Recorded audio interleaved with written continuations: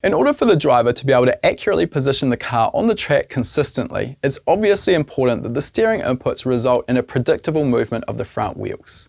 While we'd like to assume that when we turn the steering wheel a certain amount that it will result in a consistent movement of the front wheels, this isn't always the case. Bump steer is a condition where the toe angle of the wheel or wheels change without any steering input from the driver, and it occurs as the suspension moves through its bump and rebound travel. This could be the result of body roll compressing the suspension as you negotiate a corner, suspension movement under heavy braking, or it simply could be the result of the suspension movement as the wheels travel over bumps on the racetrack. It's caused by the suspension linkages travelling through different arcs compared to the steering linkages or toe control arms as the suspension moves through its travel. This is a tricky concept to understand without some help, so let's look at the common McPherson strut suspension design to illustrate the problem. First, let's assume that our steering tie rod and our lower control arm share a common pivot point. We can see that as the suspension compresses, both the lower control arm and the steering tie rod travel through the same arc, and hence there is no change in toe, or in other words, no bump steer. If on the other hand the steering tie rod and the lower control arm share different pivot points, we can see that these arms would now travel through different arcs. The difference in arcs results in a change in toe as the suspension compresses, which then results in bump steer. Generally, we find that the bump steer effect becomes more pronounced as we move the suspension further away from the normal factory ride height. In order to eliminate bump steer on a McPherson strut suspension design, the steering arms should be designed to point at the instantaneous centre. That instantaneous centre is an imaginary point that is easiest to understand if we draw another simple diagram of the suspension viewed from head on. If we plot a line through the lower control arm pivot points and another line perpendicular to the strut top, the intersection of these two imaginary lines is referred to as the instant centre or instantaneous centre. If we now add in the steering arm, we can see that if we plot a line through the arm, this also intersects with the instant centre. Alternatively, the inner steering tie rod must be in line with the lower control arm inner pivot point. The situation is much the same with double wishbone suspension systems, where we can draw an imaginary line through the upper and lower wishbones, and the point where these lines intersect is again the instant centre. If we draw a line here through the steering arm pivot points, this should also intersect with the instant centre.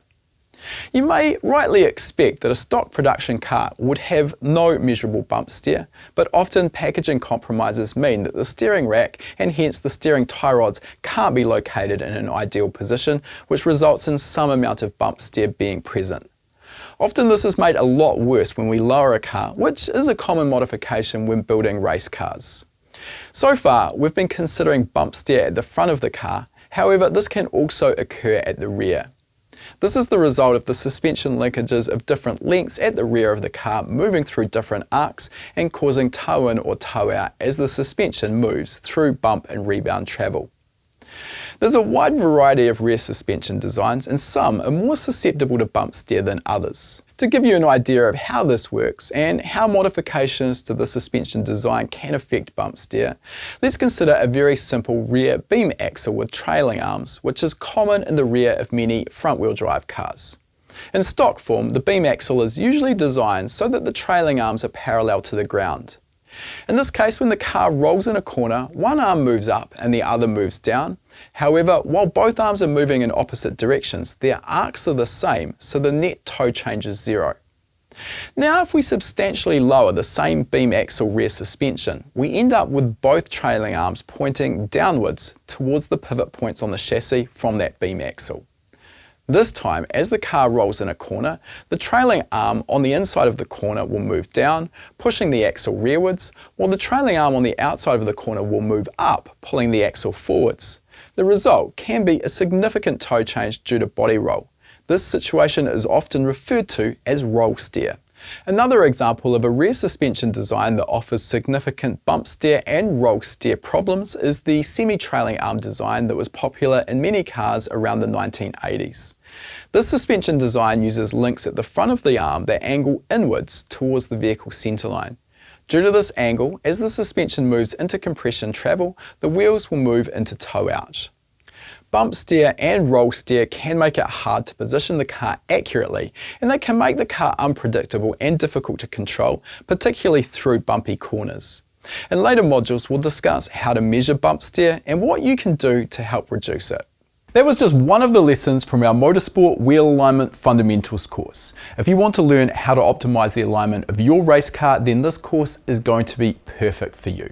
You'll learn about the different suspension designs and how they operate. You'll learn about concepts such as roll center height, scrub radius, bump steer and Ackerman steering, as well as how these aspects affect the handling of your car.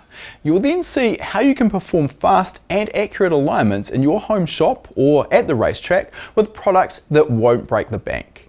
Finally, you'll learn a simple 7-step process that you can apply to performing an alignment on any car.